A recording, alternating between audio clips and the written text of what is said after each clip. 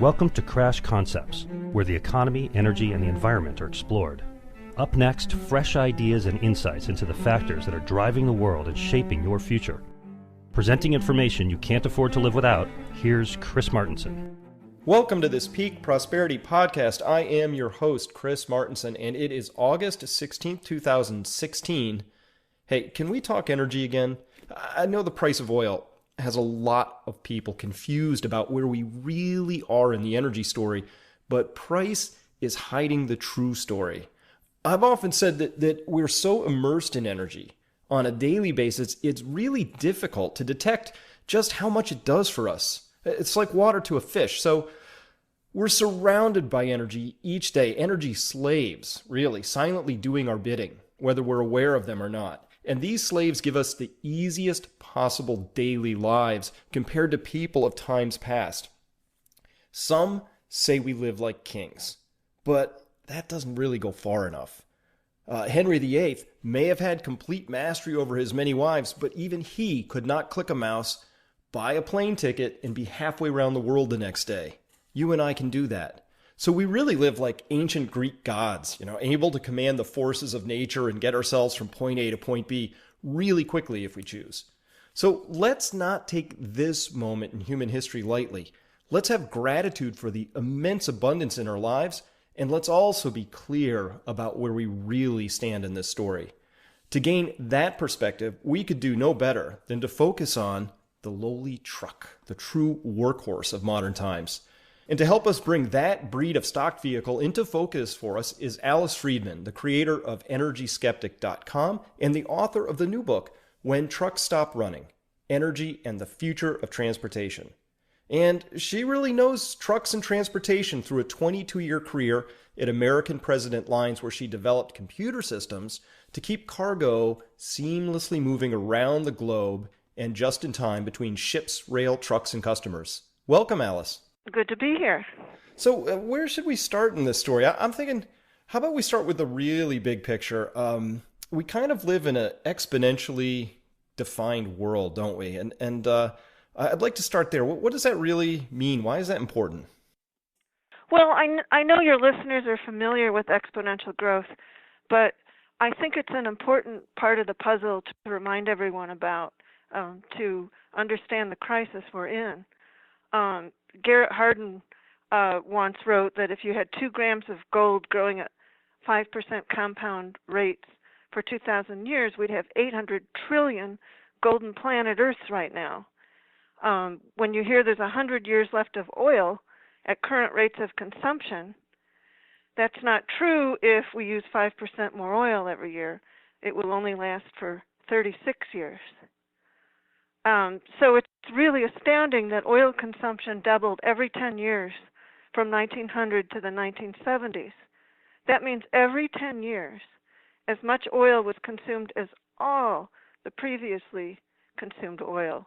At that rate, even if the planet was a giant gas tank, oil would run out in 340 years. This clearly can't end well. We've been consuming more oil than we found for 5 decades, and last year we only found 12 billion barrels, which is a third of what we consume every year.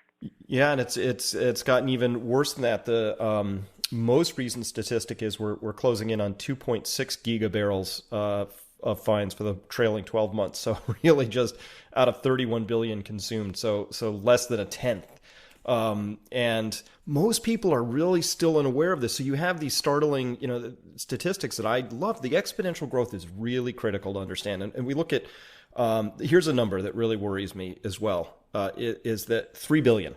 That's the number of people who are projected to be in the middle class by 2025. So less than 10 years from now, starting from 1 billion in the year 2000. So this extraordinary herd of people, of course, wanting to come into the middle class, defined by having a car, a house, much higher levels of consumption, and all of those take resources. And of course, oil is the master resource in this particular story. Most people still don't get that. So just how do we get, Alice, how do you go about getting people, say, more aware of this water that we swim in, the oil that surrounds us so daily? Well, I mean, the information is out there.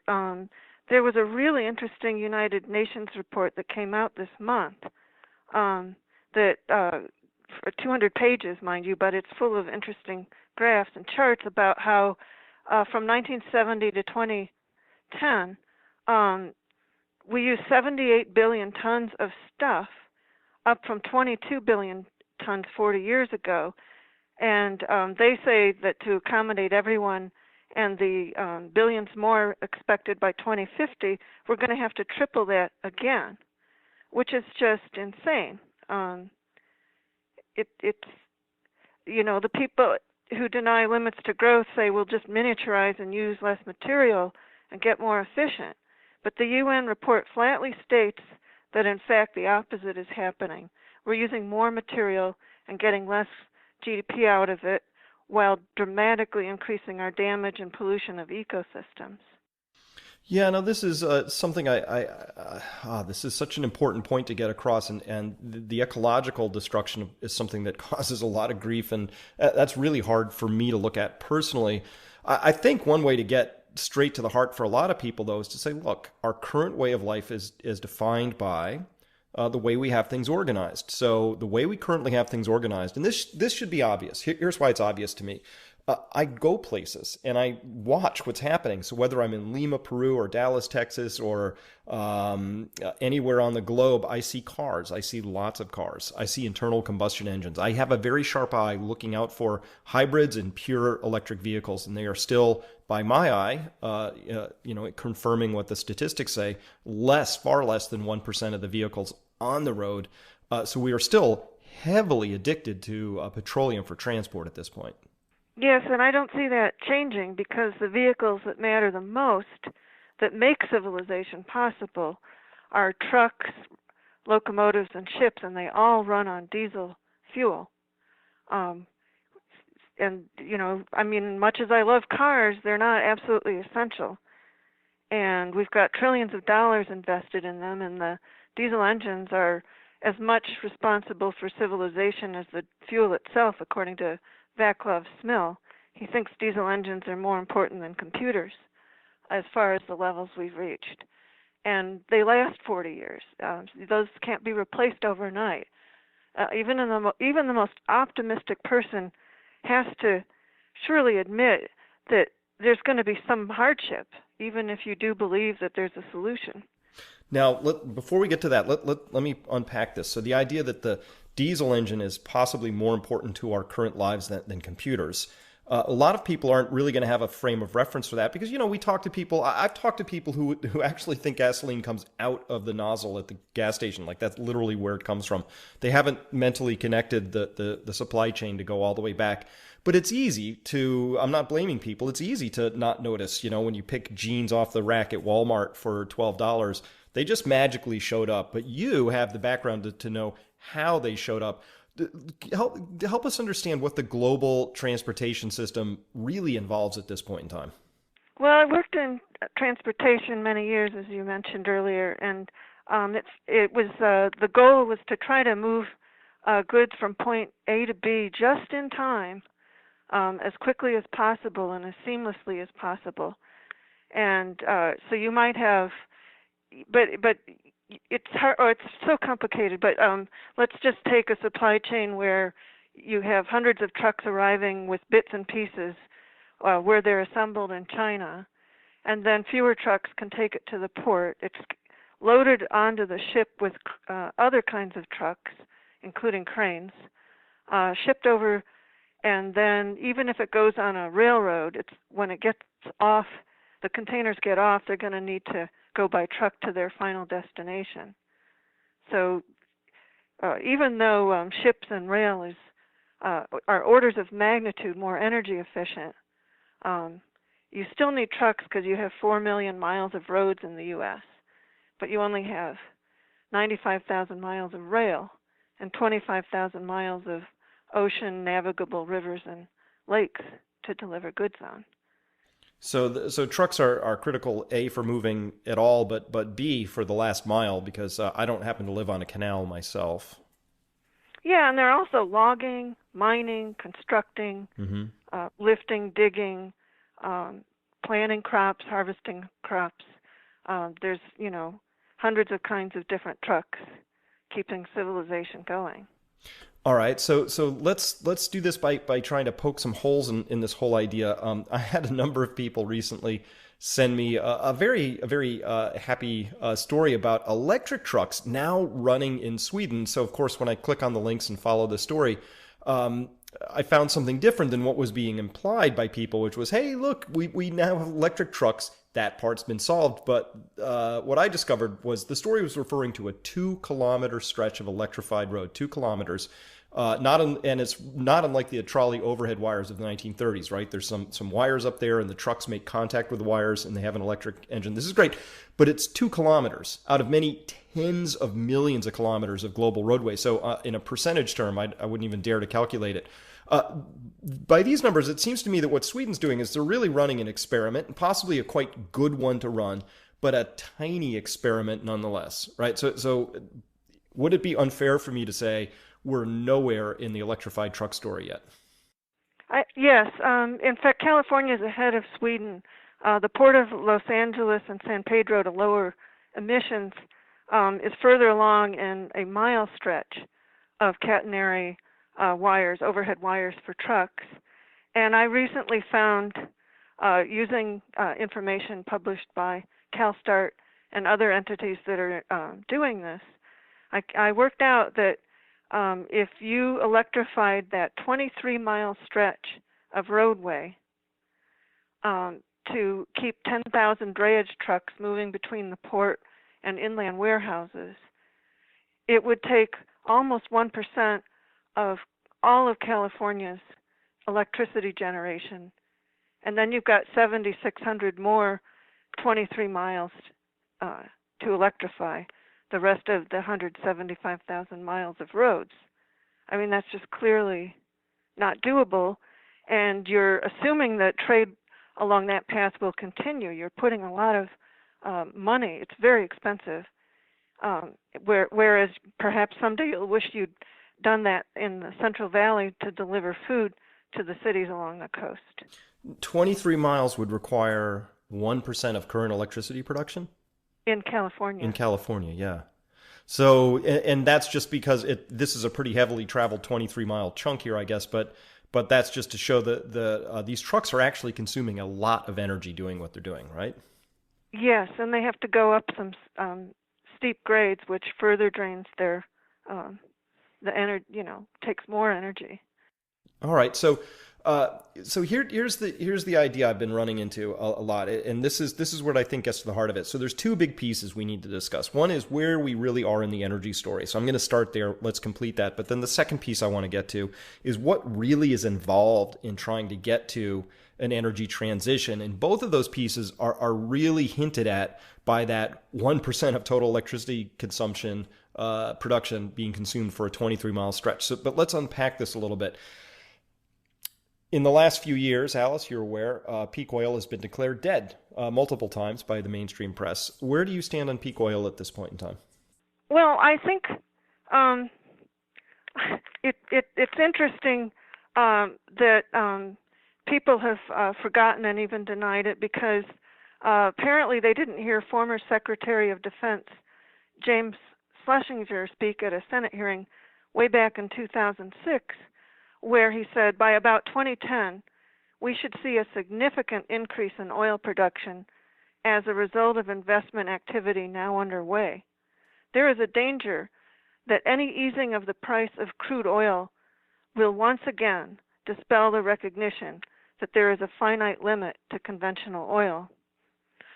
Also, many people who study this predicted decades ago that one of the signs of peaking would be price swings, because there's this inevitable cycle of scarcity, putting more money in, maybe going too far, and the price drops from that, or it goes so high that you have a depression and demand drops as businesses fold, and more of the middle class is driven into poverty. I know people who can't afford to have a car anymore. So this cycle, we're in the low part of the cycle, but inevitably there'll be some scarcities again to remind people. Now, this is something I've been sort of beating on my drum around, and talking with people like Arthur Berman and Kjell Tverberg and other people who study this, which is and increasingly we're seeing mainstream analyst houses come online with this, which is looking ahead a few years and noting that the $1.5 trillion of delayed first investment decision, FIDs or FIDs, delayed FIDs for the big oil companies, is going to have a real impact on downstream production at some point, because, not only are we not maintaining infill drilling, nor are we exploring and finding new and bringing onto line new production of oil. All of those things got delayed because all the oil that's left is really expensive. Deep water, Orinoco Belt, heavy oil, tar sands, even shale is very expensive on average, starting at a minimum of 60 a barrel and progressing as high as 120 or more, depending on what we're talking about. So the era of cheap oil is over in terms of finding it and getting it to market. Whether it's high or low in the market is subject to other forces. But this idea of ever more expensive oil is really hiding a much more important argument, which is about the energy return we get out of that oil. How do we begin to understand how do you go about explaining to people the energy return on energy invested? I'm always fascinated to hear how people convey this, because to me it's the most important idea out there. Like, if I had just one that I needed to arm myself with, it would be this one. No, I agree. I mean, that should be the focus of scientists, to truly determine that and use it as a basis for where we would best spend our money on projects to soften the hard landing ahead. But the problem has always been, since the concept was first invented partly at Stanford in the early 1970s and by Charles Hall, is that everyone disagrees on the boundaries. So you end up with quite a wide range, and there have been attempts to standardize how studies are done to get around that problem. But it's still not agreed upon, and it makes it confusing for people who don't specialize in it to make any sense of the results. But it obviously, that's what's the most important. If it takes more energy to make something than you get out of it, then it's dead in the water. It's an energy sink. Like hydrogen, most people still will tell me that hydrogen's the way of the future, and I say, well, it's an energy sink. That's great. Where does the primary energy source come from? Fossil fuels have been this extraordinary once-in-a-species bequeathment. It's been astonishing. As you mentioned, because of the exponential doubling times, we are chewing through, every time we double our use of something, be it oil, fossil fuels in the form of natural gas or coal, every time we double our use of that, we're actually in that period consuming as much in that doubling period as was consumed in all of history prior. So anybody can work out, children can work out that that's a finite substance that's being chewed into exponentially, runs out. Even if it isn't being chewed into exponentially, it's finite, it runs out. So whether or not we really understand the Eroy story at the micro level, the macro story has to be indisputably that oil finds today are smaller, deeper, and more difficult to get to than they were just 50 years ago. Yeah, I mean, that's another part of what people need to understand is that we get 60% of our oil from just 500 really large oil fields that we found over 50 years ago. And the ones of those that are in decline are declining on average at 6%, and that will accelerate to 9% a year. And other fields decline much faster. Giants are the slowest. This means by 2030, oil could be declining at 9% a year, and we'd have to replace half to two-thirds of our oil. I just don't see how unconventional oil can make up the difference. One scientist looked at a crash program to ramp up tar sands and concluded that they would peak in about 2040 at just a quarter of what America consumes today. Arctic oil, which we don't know how to get, would take decades of development before a single drop was produced. And the tight fracked oil that's bumped the numbers up a bit since conventional oil peaked in 2005, is expected to peak by 2020, and it will decline quite rapidly after that. Well, yes, and this all seems really, really, well, for the people like us who look at the numbers, this is fairly obvious. And so what's less obvious, though, is, look, any individual, any company, any country that really wants to end up in a more favorable place in the future has to run a strategy. And a strategy, lots of complicated ones, but they always boil down to this simple thing. You know where you're going and how you're going to get there. That's a strategy. It's a vision and the resources you have to get there. Now, I want to turn to part B of the story, which is about how we get there. So here's what I'm concerned about, Alice. We're busy selling F-150s and SUVs because why? Because car companies make money doing that, and gas is currently cheap. So that's the total decision factor. But we clearly have a finite amount of fossil fuels to use, and we're using them, perpetuating the status quo, which is what the F-150 and SUVs represent to me, just a continuation of business as usual. But if we only have so much energy in the ground, it makes sense to me that strategically we ought to be using some dedicated portion of that to build out to whatever the new energy future is going to be. So insert your favorite fantasy over here, people. Do you want a whole electrified future, and the electricity comes from wind and solar, and we have a smart grid, and there's distributed cogeneration?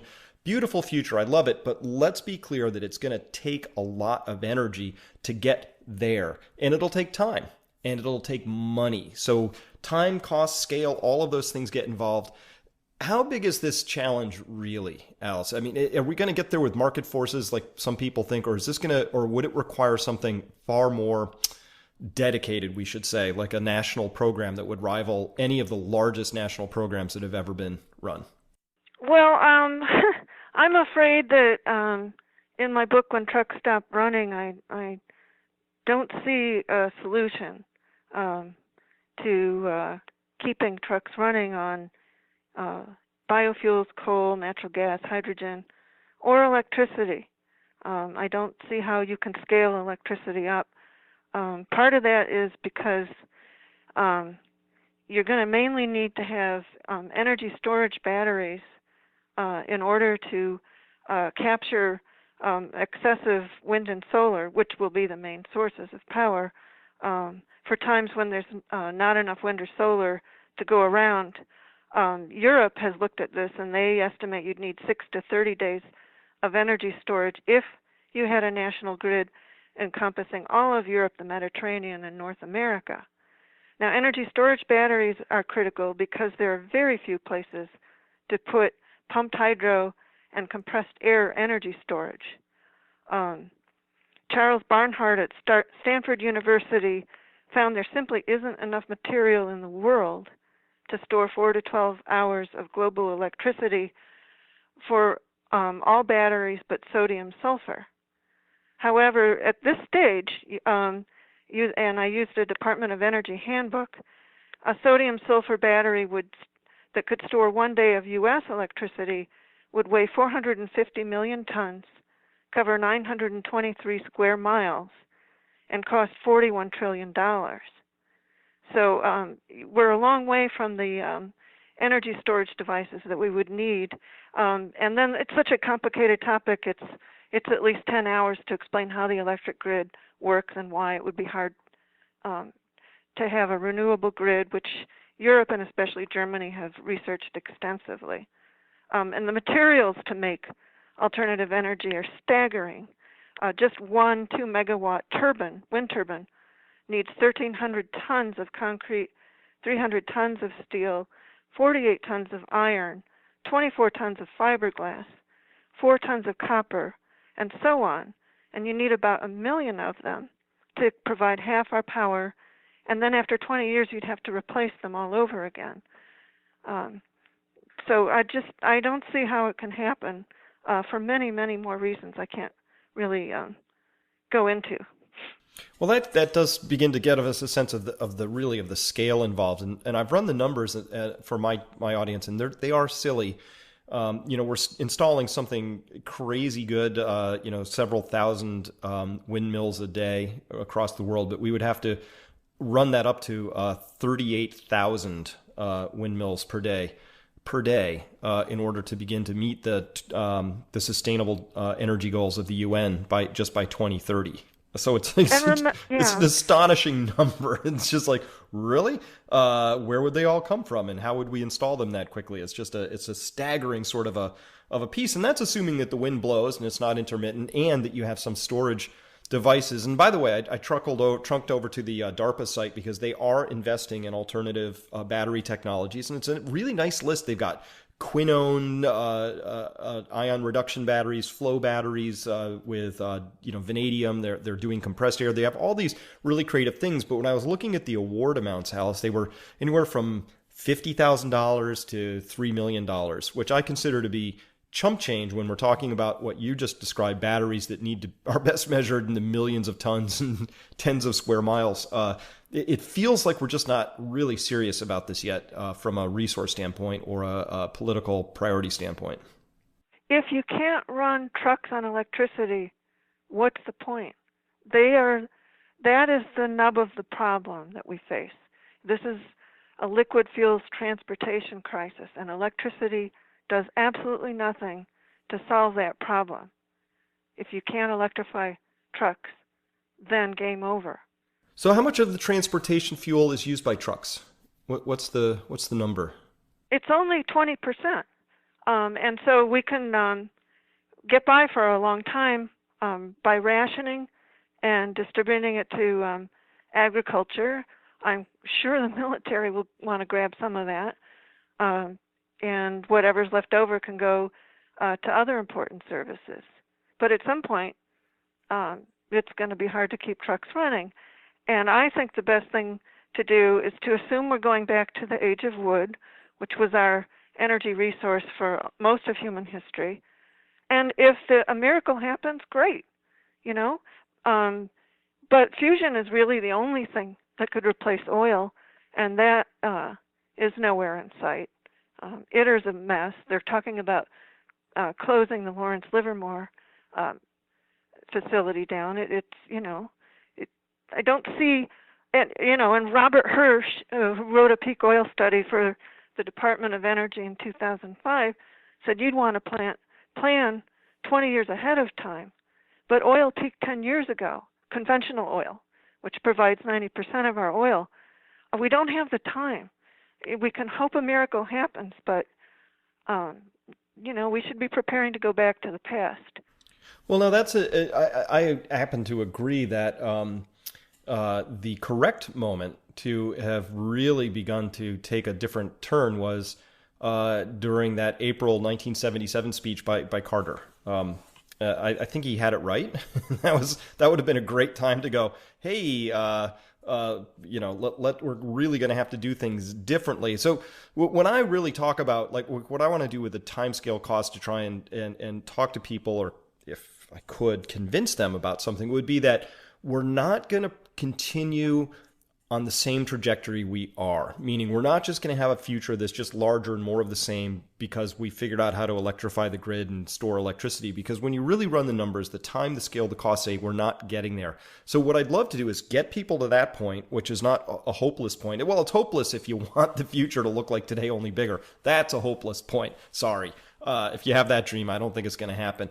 But we still are going to be existing in the future. And so this is where the conversation gets interesting, because I think there are lots of things that individuals can do, should do, to both be responsive to the predicament as it exists. So to me, that means using less energy today if you can, and figuring out how to do that. And by the way, almost everybody can. But secondarily is to become more resilient and to really understand what's likely to unfold. So in that energy constrained future, from the transportation standpoint, I would guess you would say we'll have fewer trucks moving from point A to point B. Well, what would that really mean to somebody's daily life? Well, I mean, the oil is so essential that it's going to also it already has cost probably peak food because nearly all of the food we eat, the Nature magazine 2 years ago has a story about how nearly all the food we eat that provides our calories peaked before 2010, and most of them around 2006. That means achieving sustainability will be far harder than anyone thought. And some of the food items that have already peaked are fish, meat, milk, eggs, dairy, wheat, corn, rice, and soy, as well as cropland, irrigated areas, peat, and nitrogen fertilizers. And it's interesting that those peaked around the same time conventional oil peaked. So obviously I think people should learn how to grow their own food in their backyard or a nearby community garden. The younger you are, the better it would be to move to a sustainable region of your country. Charles Hall and John Day wrote a book about just that recently that came out this year on where the most sustainable regions of the country would be. Mm-hmm. Totally agree with all of that. And I would go further for people who have investments. A lot of people do, and they carry, you got your 401ks, or you're tied into a pension of some kind. You're a teacher, you're a fireman, somebody, you're hoping for a pension, or maybe a corporation, or let's say you run an endowment for a college or for a nonprofit of some form.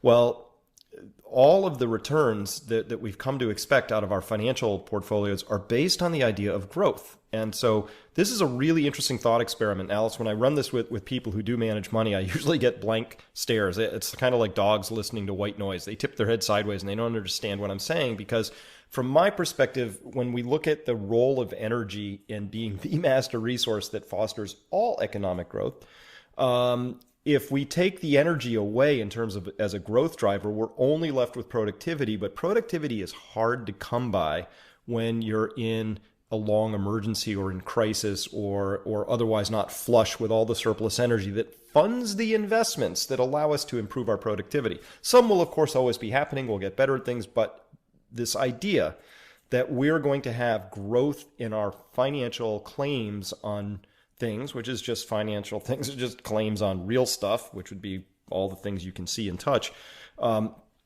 The idea that we're going to have that sustained growth really needs to be challenged, because so many people's hopes and dreams are riding on that personally, but also as a nation. I think we have this collective delusion, if I could use that word, which is that, well, when or if, Chris, we finally see, oil become pinched in the way you think it's going to be pinched, then we'll start to get serious about it and we'll do X, Y, and Z.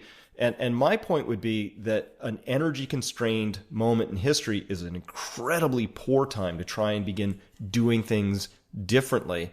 I can't solve that at the big level, so I do shows like this, and I talk to individuals, Alice, where I say, well, that's why you need to get started on doing this yourself. Don't wait, because you can take control of this. And by the way, if you do, I've got a garden and I love it. It's a big source of joy and quality of life for me. And so these are all changes that people can make that I think will improve their quality of life. At the same time, they're being responsive to what is clearly an approaching emergency that I think has actually already started, and we would detect it if we had the right lenses on in stubborn unemployment, in declining opportunities for whole broad classes of people, the wild gyrations in the energy industry. These are all, to me, signs that actually I talked about years ago when I put the crash course together. This feels reasonably like we're in the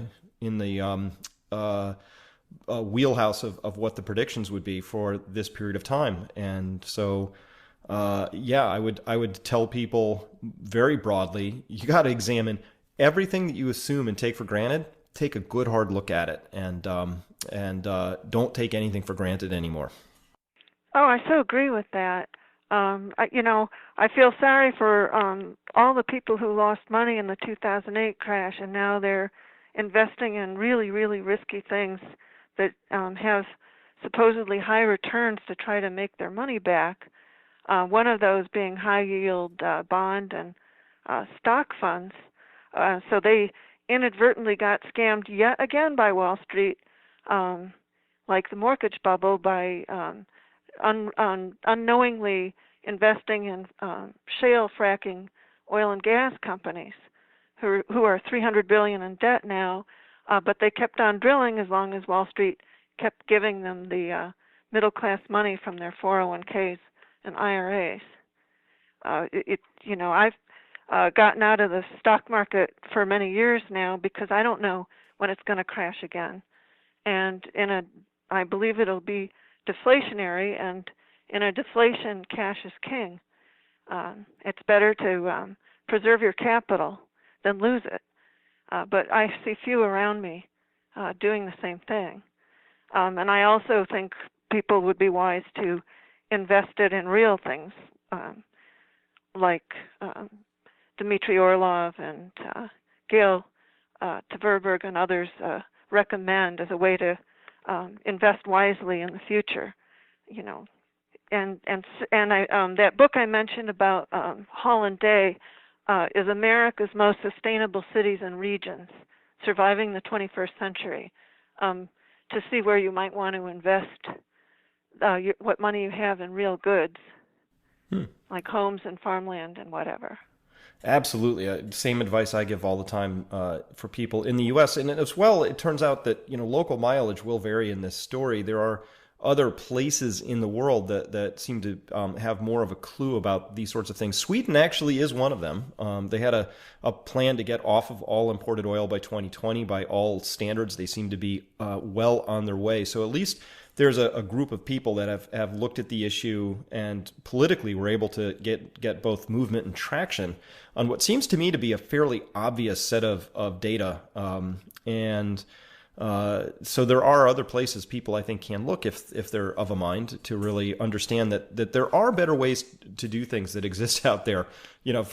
For me, it was kind of stunning that the United States looked at its educational system and came up with Common Core as a response to that, rather than just trundling their way over to Finland and saying, "Hey, what are you guys up to over here, you number one people in the world at educating?" So there are other models that exist out there, and this is the part where I do personally have some excitement and hope is seeing the bright, shiny young people who are coming out, not engaging in industrial agriculture, attempting the hard work of figuring out how to make a business model out of permaculture, out of soil farming, out of doing things in a more relational, regenerative way rather than the isolationist, extractive ways of their parents and grandparents. So there are lots of things out there that are being done. When I read your book, what I find is that reconfronting the large scale numbers of all of this, where we're talking billions of people and trillions of BTUs, if not quadrillions of BTUs, just giant numbers. And the scale of all that, Alice, just says there's really the only possible way we can match things up at this scale would be to be very clear-eyed, very sharp, have people taking real political risks to take us in a whole new direction. And those are the things I just don't currently see happening pretty much anywhere on the global landscape. I know when you got the right wing going the opposite way, trying to prevent women from controlling their lives through birth control and abortion, and we desperately need to get the population down. Energy efficiency has a lot more we can do. It frustrates me everything's based on greenhouse gases, when more energy efficiency would also accomplish that. We could lower the road speeds. We could, the conservatives fought off fuel standards for over 30 years, which went away when President Reagan took office. And Americans aren't much better, because as soon as oil prices began dropping a couple of years ago, they went out and bought SUVs and trucks again. And it's been lowering the miles per gallon, not raising it. It's interesting that back when civilizations rose and fell, when they used up their forests, maybe because oil's underground and we can't see it, but it was obvious to everyone that the timber was disappearing. And without them, you couldn't have warships and trade ships to get more wood or expand and conquer nations that still had wood. And it was considered treasonous to cut the wood down.